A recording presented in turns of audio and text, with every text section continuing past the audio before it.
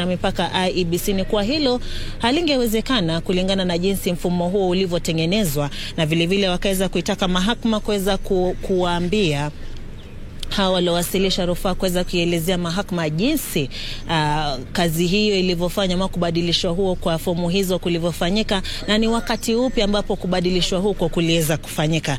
Vile waliweza kusema kuwa iwapo basi mahakama hii ya juu itaweza kuzingatia hayo masuala ambayo yaliweza kuwasilishwa kwenye rufaa hiyo, basi itaweza kuiweka katiba katika njia ambayo sasa katiba haielewi jinsi ya kuendelea baada ya hapo. Manake katiba sasa haina vipengele vinavyoelezea nini kinahitajika kufanyika iwapo jambo kama hili linaweza kutokea. Hivyo basi wameweza kuiomba mahakama ya juu ambayo ina jopo la majaji 7 waweze kutupilia mbali rufaa hiyo iliyoombwa na Raila Odinga pamoja na mgombea mwenza Martha Karua pamoja na wale wengine watu takriban sita ambao vile walikuwa wamewasilisha rufaa yao. Vile tuliweza kumuona hayo maombi ama hayo mawasilisho nilotaja yaliweza kufanywa na wakili Fred Ngatia, na hapo baadaye basi tukaweza kumuona wakili Katwa Kigen vile aliweza kuweza kutoa mawasilisho yake kuhusiana na rufaa hiyo, akimtetea tu naibu wa rais William Ruto ambaye alikuwa ametangaza kuwa alikuwa ameshinda tarehe 15 mwezi wa 8 kuhusiana na uchaguzi uliokamilika, ambapo Katwa Kigen aliweza kusema kuwa uchaguzi uliofanya huko wa kielektroniki, kilichokuwa cha kielektroniki ni njia iliyotumika kuweza kuleta hizo fomu kutoka kwenye maeneo tofauti ya nchi hadi katika sehemu ambapo yalikuwa yanatangazwa.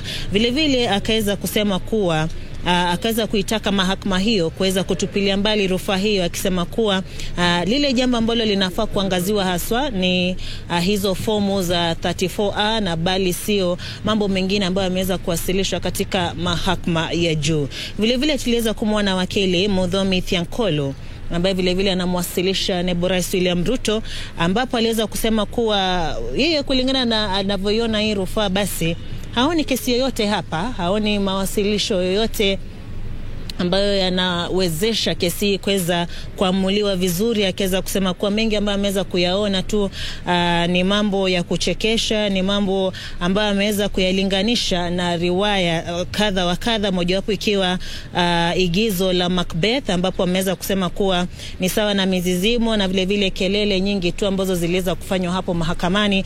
Vile akaweza kuilinganisha na riwaya ya Shaban Robert kuhusiana inayoitwa Kusadikika, akiambia mahakama kuwa waweze kuangazia kuwa hii si mahakama ya nchi ama eneo la kusadikika kama Shaban Robert anavyosema katika riwaya yake, akisema kuwa basi iweze kutupiliwa mbali, kwani akiangazia mawasilisho kutokana na hati ya kiapo iliyowasilishwa na Mark John Githongo, ni kuwa mawasilisho hayo yote yameweza kupatikana kuwa hayakuwa ya kweli, kwani hati hizo zinaangazia ama mambo ambayo yapo katika hati hizo za kiapo ama affidavit ni za mwaka 2017 na zimepatikana na makosa mengi sana. Hivyo basi akaitaka mahakama kuweza kutupilia mbali. Vile kulikuwa na wengine kama Melissa Ngani ambaye vile aliweza kuongelea mambo hayo, Kithure Kindiki, na kwa sasa anaeleza kuwa kikao hicho kinarejea ambapo wanaenda kuangazia mawasilisho hayo na vile shughuli ya kutathmini vifaa vilivyotumika katika uchaguzi. Kwa hivyo unaenda kukurejesha studioni tuweze kufuatilia kikao hicho.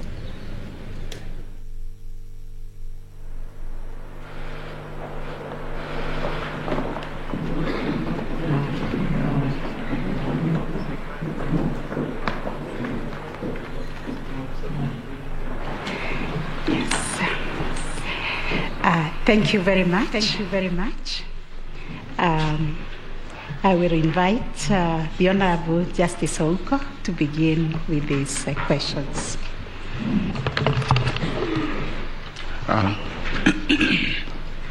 Thank you, Judge President. I have a couple of questions. I'll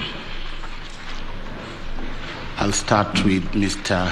Mahat, who without leave proceeded to convert this courtroom into a classroom. Mr. Mahat, there was an allegation that 33,000 vote differential were noted between the votes cast for the president and those for governor, senator, women rep. You tried this morning to explain that some of those instances arose from stray ballots. Would you tell us how many constitute stray ballots? And can you also share with us how those stray ballots are distributed in terms of counties? Related to that, did you have, in your analysis, did you have any instances where voters walked into the polling station, voted for the president, and no other candidate or no other category of candidates? What in this court we call the Mwilu question, in reference to my lady, the vice president, I think arising from the 2017 question that I think my lady and my lord, Mr. Justice Smokin Wanjala posed. Did you have any of those where you are issued with 5, 6 ballot papers, but you don't utilize all of them? Senior Counsel Kamau Karori, the appointment of the chairperson of the IEBC was gazetted by the chairman himself. I would like to know whether he was gazetted as an agent of the commission, or he was gazetted as national returning officer in his capacity as the chairman of the commission, and whether, if it was as an agent of the commission, whether there were any resolutions preceding this appointment.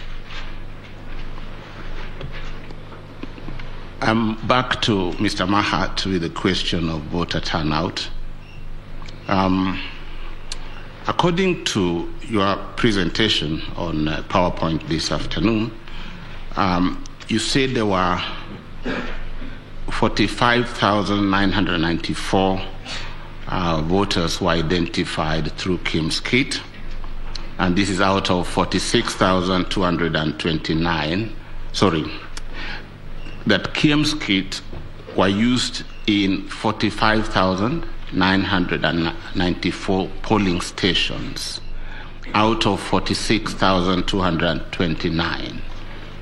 That gives us 235 polling stations, which I assume I did not use Kim's kit. Therefore, assuming that the manual system was employed to identify them, are you able to say the numbers from these 235 polling stations? I saw some figures like 860 or 86,000, 114,000. So if you can just clarify that for us. And again to Mr. Mahat, because he dealt with figures. Mr. Umtata yesterday presented also a PowerPoint to demonstrate that 1.6 million votes were cast or were streaming in many hours after the closure of voting. If you can also respond to that question. Mr. Gumbo, both Mr. Issa and Mr. George Oraro, Senior Counsel, in their submissions talked about how Kenyans were following the streaming of results live, and then something happened and that stopped. Can you explain to us what may have happened for this to have stopped? My lady, those are all I have. Thank you. Thank you, President, and thank you, Council. Again, your submissions were most helpful. We thank you. Professor Muigai, you said that the whole dispute revolves around numbers. And you were before us in 2017, and the question of Section 83 of the Elections Act was prominent at the time. Morgan versus Simpson was prominent. You were Attorney General at the time. A number of things happened around Section 83 post our judgment. My question is, looking at the qualitative, the quantitative test, and Professor Kindiki raised the question too around Section 83. I had it before he raised it. Could you speak to it, and what is the approach you should take in this case regarding the test to apply? Number two, again to your team, and any of you could answer it. It's not a flippant question. I'm raising it deliberately because I have reason to. I know that the events of 15th August are in our minds, but remember that there was an extra day by which Mr. Chebukati could have declared the result. Why did he not wait until that day? Violence or no violence? Perhaps you have another reason.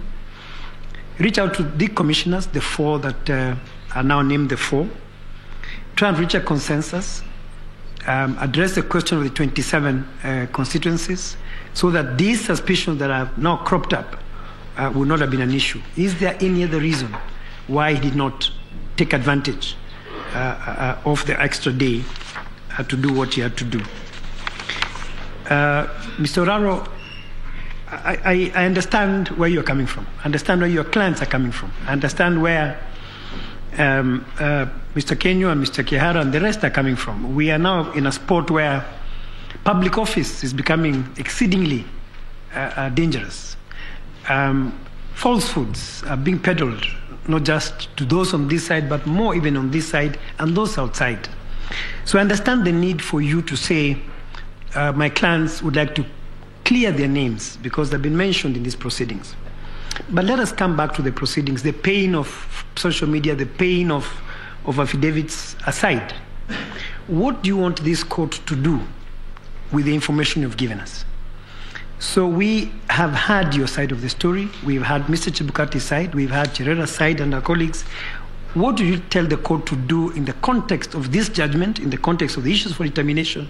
What do we do with the matters you place before us?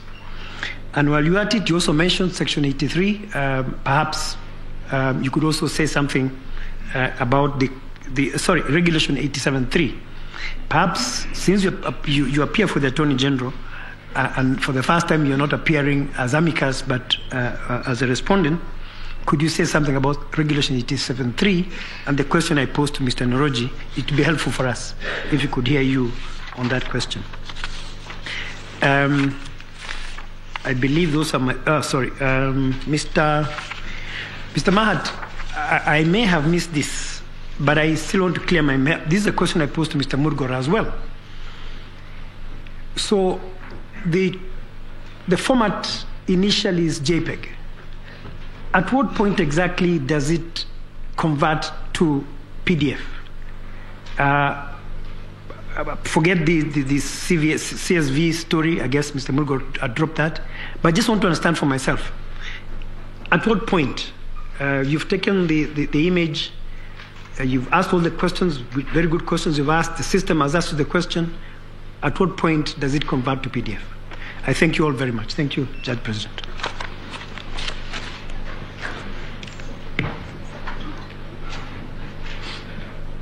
Thank you, Judge President. My questions will go to Professor Muigai. As we've been asked by a number of parties that they've asked us to settle the law around Article 138.3 and 10. In your submissions, you suggested that the term commission can be used in multiple senses. How do we know which sense will be applied when? As a former Attorney General, perhaps you can point out to us whether it is in regulations, it is in the law, but how do we know which sense is applied when? My second question goes to the history of independent commissions. And Professor Muigai, you sat on the CKRC together with my colleague, Justice Lenaula, and you do know that the drafters of the Constitution introduced independent commissions and independent offices to deal with issues of authoritarianism, accountability, transparency, and to do away with the issue of one person having power. But from the narrative that we are hearing here in the court, there appears to be an all-powerful chair who, so what is the check for this all-powerful chair if the commissioners have nothing to do with his role?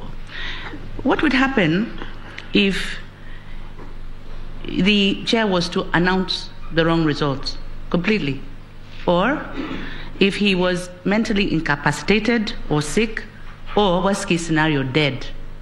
Who then would announce the results? What is the role of the other commissioners? I think this is bothering me, especially because it seems to me that your client and the IEBC suggest that the chairperson works with the CEO, and I feel a bit concerned. The CEO is not vetted by Parliament. He is appointed, but he seems to wield immense powers over and above the other commissioners. I cannot imagine that that could have been the intention of the drafters of the Constitution. So what role do these commissioners actually do? Because it hasn't come clearly. Or, for example, if one commissioner says he's in charge of ICT, what does that mean? Does it mean he's in charge of ICT until the presidential election, then he's not? What does it mean? What is the role of these commissioners? And I'm asking this question more towards trying to understand the leadership and the management in the commission as opposed to the management of the presidential election. Because I think they're two separate issues, and I'm trying to figure out whether this is a Chebukati problem. Is it a leadership problem? Is it a commissioner's problem? What's this problem we're seeing? I'm trying to understand that, and I'd like to hear that from you. Thank you. One more question, sorry. When the results come for other elections, so you have returning officers for senator, for governor, for MCA, and they're all announced or declared locally at the polling station, constituency, county. How is that information transmitted to the public? And when that information is transmitted to the public through a gazette notice, are the commissioners involved? Or is it the CEO only? Or is it the chairperson only? Who is involved in the declaration or the transmission of declaration publicly of those results? Thank you.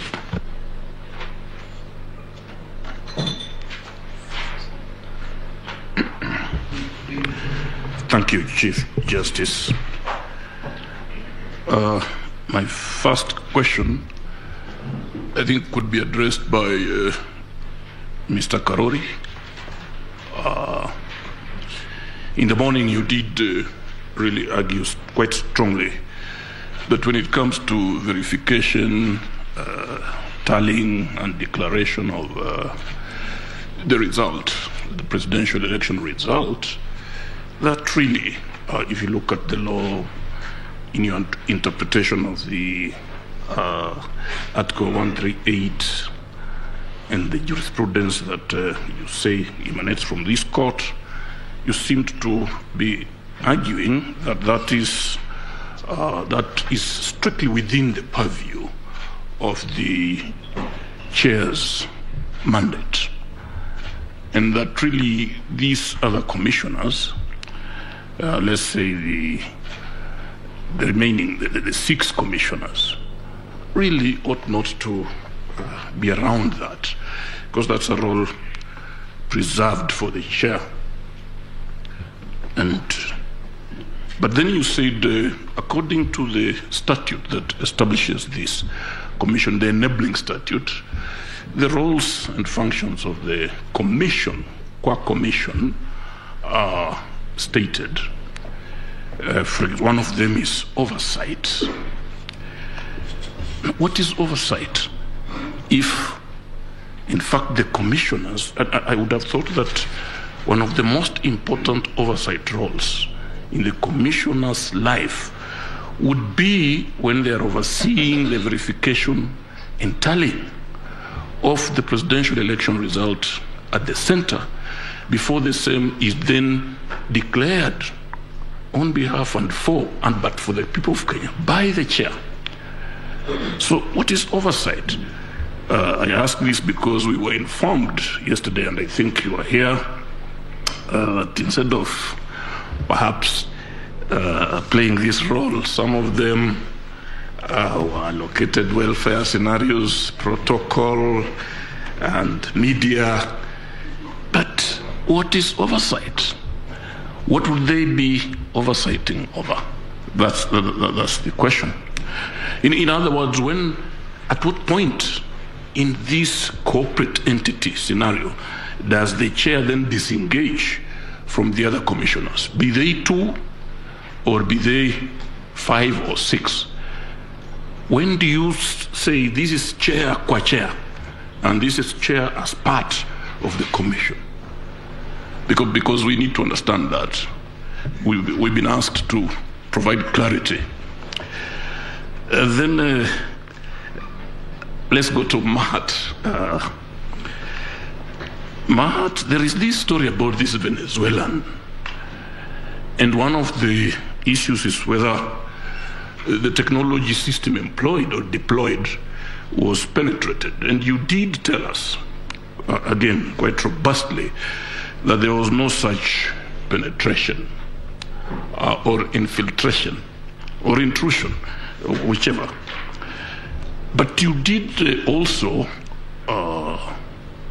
concede that this Venezuelan, whatever his name is, had access to the server. But your answer was that the contract between the IBC and Smartmatic was to supply and maintenance.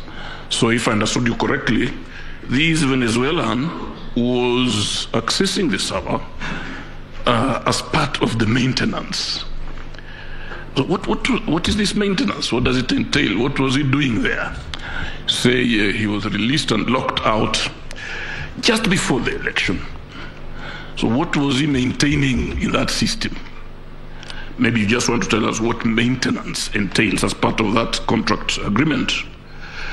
Then back to the question of percentages, again, in terms of the turnout. I think I asked this question, I asked Mr. Orengo, but now that you may not have another, you may also want to address it. In the arguments that have been presented before us, Mr. Chebukati, the chair, first mentioned a 65.4% turnout. And then he did indicate that that was bound to change as results kept streaming in, especially if you took into consideration the number of those who had voted manually and the numbers that had yet to come in from the elders. Now, it is the petitioner's argument that if there was to be any change at all, then that percentage would have to increase rather than decrease. So I don't know. And how relevant, again, is this turnout to the determination of whether a candidate gathered 50% plus 1 vote? And then, you see, we have been asked by Mr. Ngatia, who do you believe among these two protagonists? This question has been put to us, and believe you me, we will have to deal with it. Who do we believe? Now, the question of the National Security Advisory Council. This, I think, Mr. Oraro, this could be of interest to you. On the one hand, you are telling us that this personnel visited the premises at the Bomas to express their concern because, of course, being an advisory council, they must have arrived at a conclusion that unless results were released, then there was bound to be chaos. But on the other hand, the chair, in his affidavit, tells the court that the only reason the AG, not the AG, but the individuals, distinguished people for whom we have a lot of respect, paid that visit, was to tell the chair to somehow re-engineer the results in favor of one of the candidates. Now, this is not a question to you, but a question to Mr. Chebukati's counsel. Professor, you may want to or even Mr. Karori, are we to assume that by the time Mr. Kinyo placed this call, if the intention was to influence the declaration of the results, to change it, to re-engineer it, are we to assume that by the time that call was placed and by the time these gentlemen paid this visit, they already knew the results? Because there's no way they would have been on that mission if they had not known the results. So are we to assume that if this be their mission, are we to assume that they already knew the results? Okay. Then finally, Mr. Kilokumi, you cited King Solomon. And this court treats Holy Scriptures very seriously. You came up with, you say there is victory. Because in King Solomon's story, the protagonists were distinguished mothers. But here, you called them two gentlemen. But I also remember that one of the mothers who turned out, or the mother claimants, who according to Solomonic wisdom could not have been the mother, is the one who was saying, cut the baby. But the other one, I remember, said, no, let her take the baby. Because what she was interested in is to preserve the baby. Would you be willing to advise?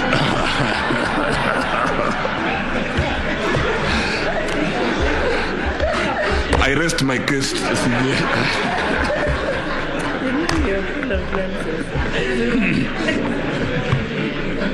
Okay. Thank you, Honorable CJ and President of the Court. I just have one question for the respondents, and it may it may be answered by either the counsel, Senior Counsel Gidu Muigai and his team for the first and second respondents, or it could also be taken up at the same time by counsel for the ninth respondent. That is the team of the team of Senior Counsel Fred Ngatia. It's my understanding that one of the submissions and cases in response by the first and second respondents, on the one hand, and the ninth respondent, that is the President-elect, are placing the blame on the events of the 9th at the Tarling Center, Bomas of Kenya. That the two groups of parties are placing the blame on the first and second petitioners' agents and sympathizers and supporters during the tallying and verification. Of course, we have images. Many of us were not there. At least the bench was not there. But we have images which we saw on TV. We cannot say anything about what exactly happened, but we just know there was commotion, and people are throwing chairs and even perhaps attempts to harm each other. but we cannot say anything about it ourselves as a bench.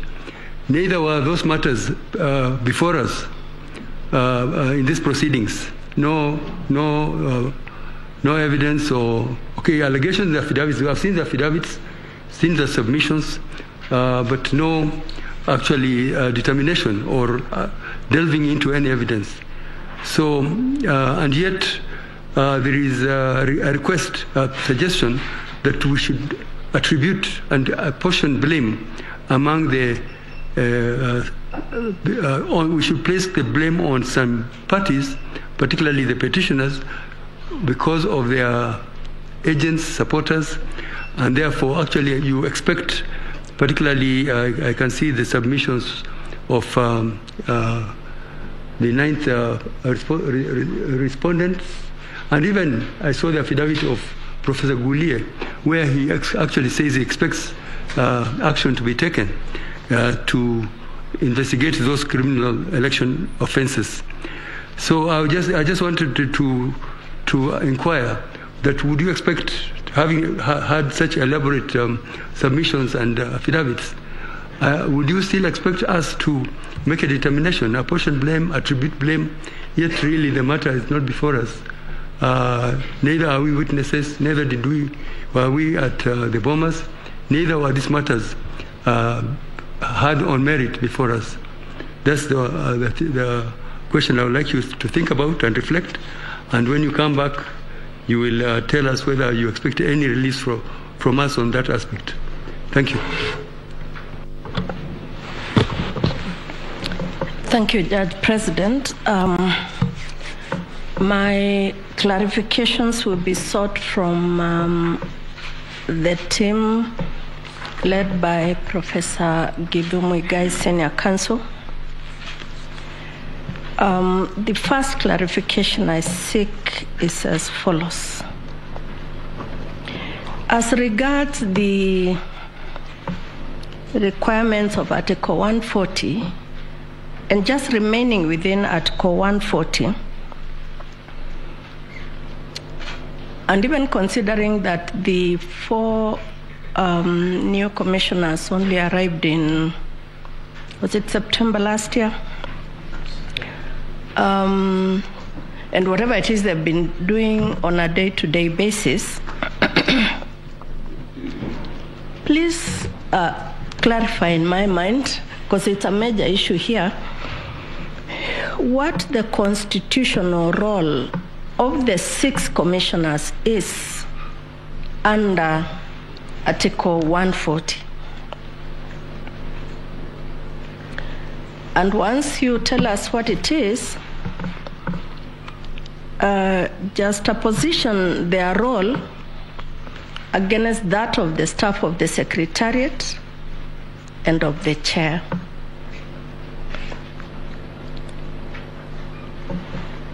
To the same team, and that is as per Article 138 3C. To the same team, of course, numbers are critical. They are, for me, they are. Because that is a mandate of 138 4A and B, the threshold, the 50% plus 1. And numbers are important for as long as they are not negated by any other process. And numbers would point to a good election, a good result, if they are not affected by anything else. And if Article 138 4 A and B are not enough, deriving from them, this court in 2017 told us that although numbers were very, very important, other things could affect the numbers. Now, here is my concern. With the fact of the numbers being undisputed, they are important, kindly comment on whether or not, this question flows from the first one, the walking away of the 4 commissioners to go and hold, was it an IEBC meeting at Serena, or was the IEBC meeting at Bomas? But please comment on the walking away of the 4 commissioners almost at the same time as the chair was about to declare the results. And in fact, I recall, because I was glued on TV myself, among their first words were that we have done an excellent job as concerns this election. But the results that the chairman is about to release are his results. So please comment for my benefit that working out, and how was it timed? You've got to know, because these are your clients, that they would be walking out of Bomas to Serena to allow all media houses, in fact, except for the violence that occurred at Bomas, the split screens of media houses would have been showing each one of them addressing us, the Kenyan voter, at the same time. In fact, at one moment there, I thought the team at Serena would give us their numbers, and the team at Bomas was going to give us their own numbers. So my concern is, does their walking out mean anything under Article 140? If it does, what is it? If it doesn't, why not?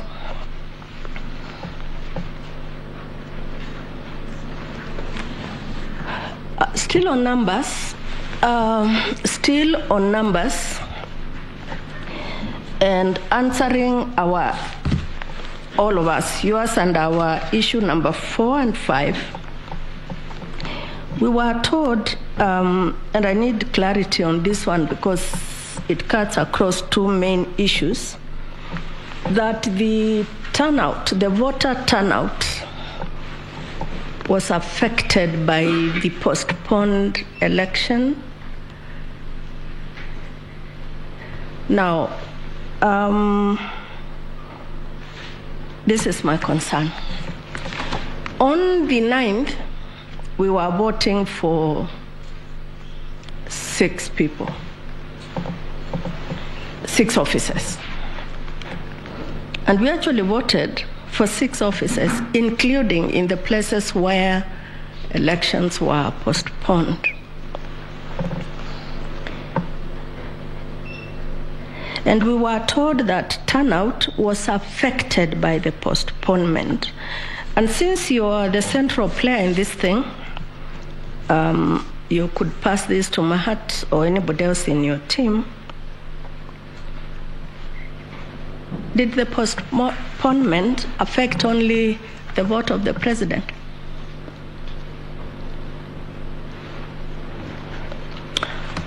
And since we are in the habit of taking judicial notice, and since I am in a position to take judicial notice of the fact that elections have since happened in the postponed areas,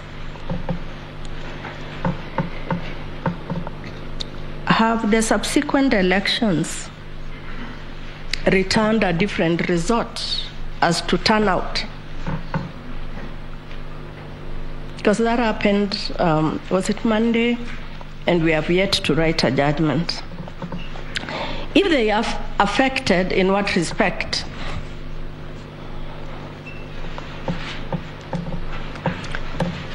Mr. Mahat, you told us that there is a holy place. You called it a sanctified place for the agents and that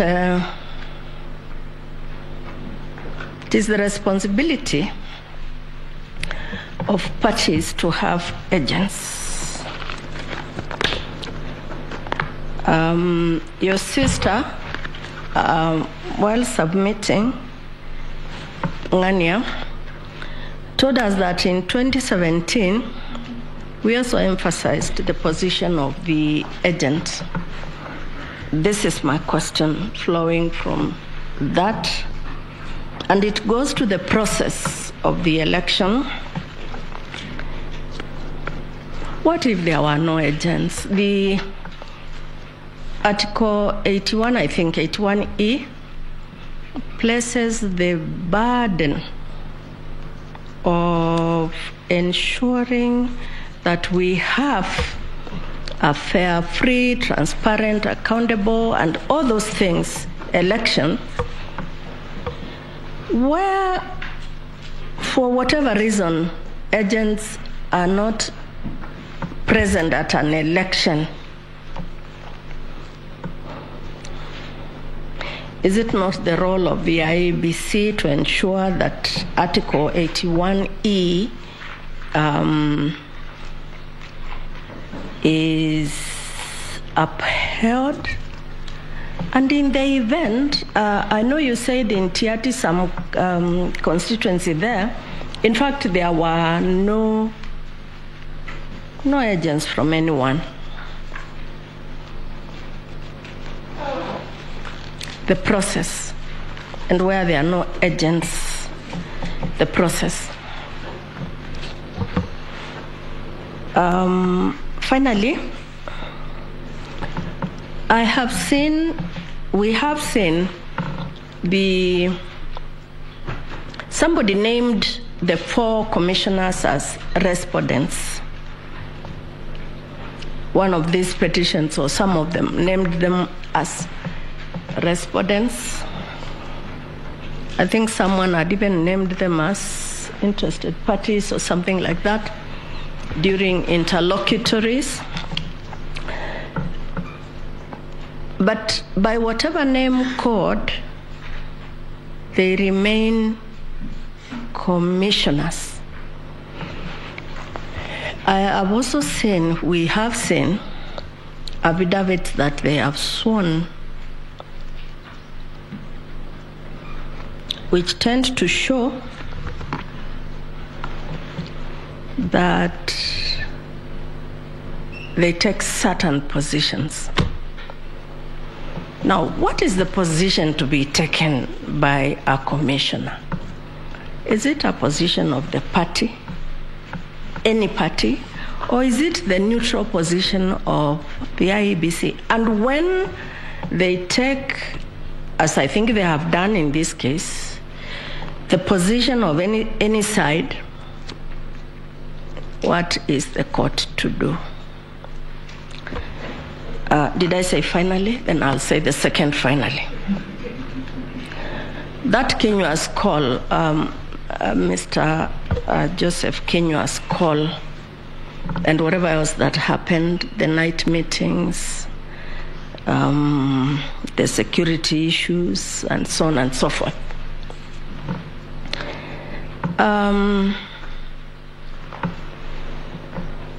The name of this commission starts with the letter I, which says, I stands for the Independent Electoral and Boundaries Commission. And in the body of 88 going down is that, and even in their act, they shall not be directed in the manner in which they do their work. But I want you to clarify in my mind, because it's now an issue here, when it comes to writing the judgment, what do you want me to write? There are commissioners, and we talked about the dysfunctionality. It came from you, it didn't come from this side of the bench.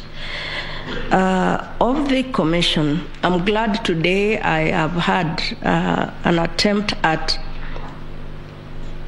answering my question yesterday as to when it became dysfunctional, but I'm still waiting for answers from the person to whom the question was directed, which is the petitioners. But tell me what the IEBC was supposed to do. On the one hand, they are being told, hurry up and announce. On the other hand, the court, as represented by the Honorable Mr. Justice Isaac Lenaola, is saying, but there is still time. There is yet another day before you can announce. What is the IEBC to do? Thank you. Thank you very much. Thank you, President. Thank you, colleagues, for those questions. I think they were quite comprehensive. The team led by Professor Gabe Muigai, you can see what we want to understand is this disconnect arising from IEBC. Because when we look at Article 88, the role of IEBC is to supervise and conduct elections. I do not want to repeat this question. Why the chairman deemed it fit to allocate commissioners, I think what has been described as domestic chores, leaving the core business of IEBC to the CEO to supervise. We've been told that they did a good job in the polling stations. Polling went on well, counting, tallying, and transmission until the National Tallying Center, where they are all there, but they are not doing the core business of, according to the Constitution, they have been given other duties. This is bringing a lot of questions in our minds. Then when we look at Article 138, 3C, we see they have a law, at least to look at the tallying results and ask questions whether the president-elect met the constitutional threshold before the chairman can go and announce the results, because we all understand nobody can tinker with the forms 34A's and B the way they have come. And you have heard IEBC being likened to the Supreme Court, much to the chagrin of the judges here, because the question which was being asked, I think, by Mr. Otieno is that if 7 people are sitting on a judgment or a decision and there is a dissenting voice, why didn't the chairman tell Kenyans exactly what happened? That we conducted this election, we came to the National Tallying Center, we have these results, but some of the colleagues have a dissenting voice. They will tell Kenyans why they are dissenting. Another thing that worries us, and I think your team should answer, is why the live streaming of the results stopped. Because if Kenyans were able to follow the streaming from the beginning to the end, which was being done in the spirit of accountability and stability and transparency, then the rhyme which we were being told of the pige ponki would not arise, because there would have been no confusion. We know this is how things are happening, and therefore maybe the losing candidate who is being called to go to the National Tallying Center can decide not to go, because they know already the results they are on the screen. So I I would also like a clarification. The question has been asked, and it was demonstrated very ably by Mr. Mahat. I would really like to follow his presentation because he did it with the passion. Mr. Kirago Kemani also did it, but I think I want you, Mr. Mahat, to, just demonstrate how the forms 34A that were attached to the affidavits of the respondents were photoshopped. I think I liked your language of photoshopping, and I could follow it, but I want to understand exactly how they were photoshopped. I think that is what I would like to ask. Thank you. Oh, one more. Thank you, CJ. Sorry, I don't know whether it has been, but time without number, the issue of the 27 constituencies whose results, it is said, had not been included in the final tally before the announcement was made, keeps coming up. We have been told that in fact, these 27 constituency results have been verified and tallied. But because of the commotion, somehow they would not be part of the announcement. But why did the chair, just before, when calm was restored, why would he not have included them? Because they had already been verified and tallied. Or did not include in the final so that they shouldn't be here bothering us? Why was it, where was the hurry this time? And already the results had been tallied and verified. Thank you, CJ. Sorry, I just forgot a quick question, Professor Muigai, regarding my questions on Article 138. What is the implication of what you are suggesting on the chairpersons of other commissions? And I say chairperson, I noticed today everyone's talking about chairman. The correct term is chairperson.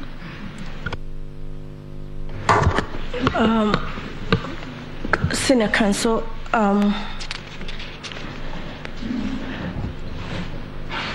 I think myself that, and if I'm wrong, please correct me, that the most important day for a commissioner of the IEBC has got to be that time that they are doing the presidential election, and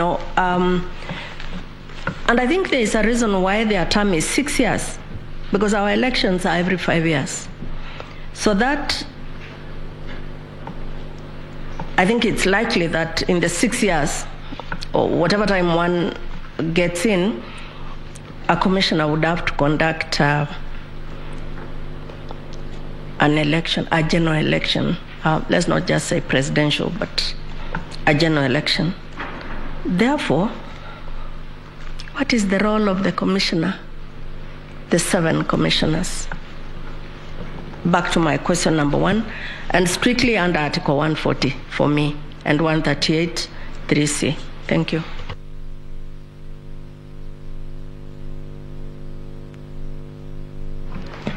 My lady, my lords, we thank you for those very incisive questions. My team has requested me to very humbly request you to give us time, because you place much weight on those issues.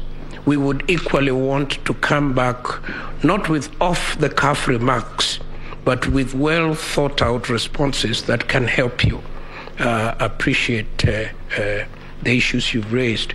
And I think that would put us in parity with our colleagues, because you raised questions with them yesterday. They've had 24 hours.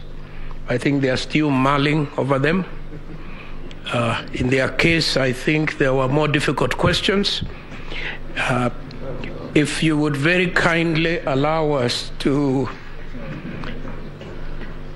respond tomorrow morning, we assure you we will not take more than the time you will allocate us. And this is particularly for Mr. Mahat, our numbers expert, because he would like again to have something to demonstrate to the court on the screen. Thank you.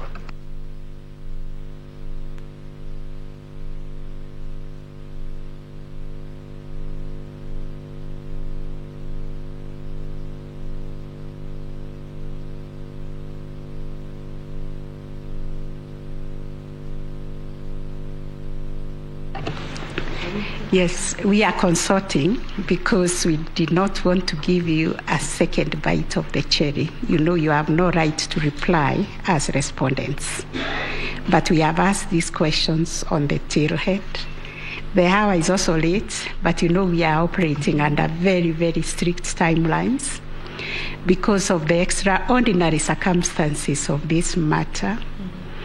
We have agreed to allow you to respond in the morning, considering that if you put your minds together, you'll be faster in the response than if we do it now.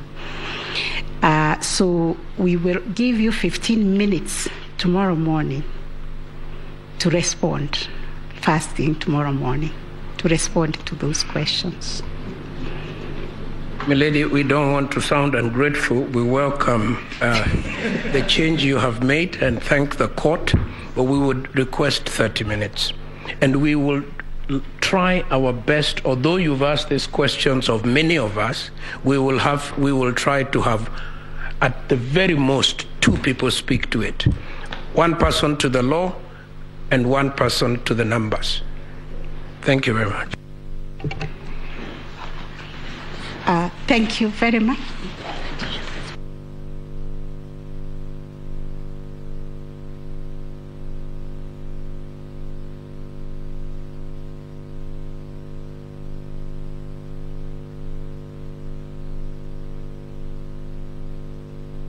Yes.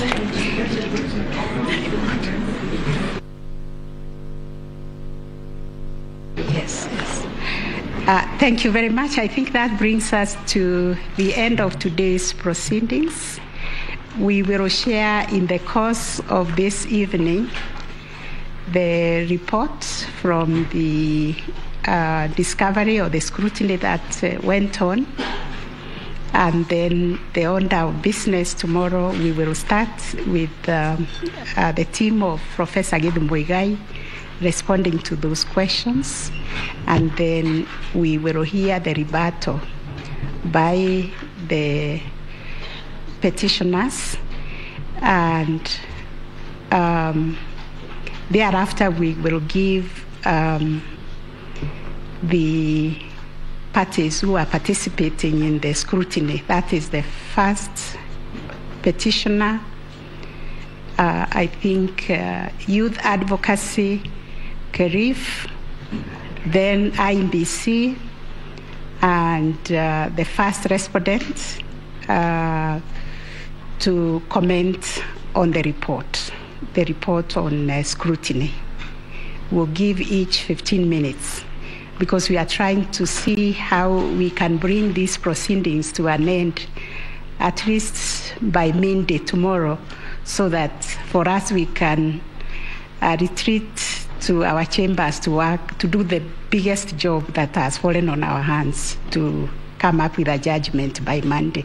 So we will continue to ask you to bear with us and be very kind to us. Thank you very much. Have a very nice evening.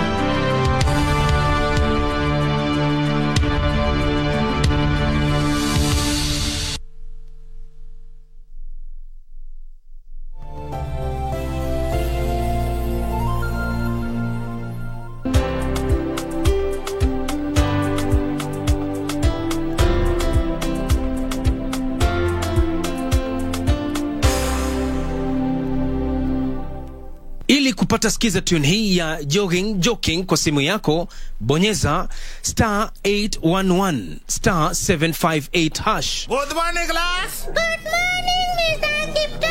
Now I want you to write a composition using the word jogging. Teacher, please give us spelling for the word jogging. Sijasema jog ile jog ya kunyongwa. Hapana. Ninasema jogging. Na sijasema jog ile nje unasema jog ya kukimbia ya marathon ama ile jog ingine ile jog ya television ya kucheka. Sijasema hiyo jogging. Na maanisha jogging your brain ile kukimbiza akili ya changamoto. That's a composition using the word jogging. Ili kupata skiza tune hii, bonyeza *811 *758#, *811 *758#.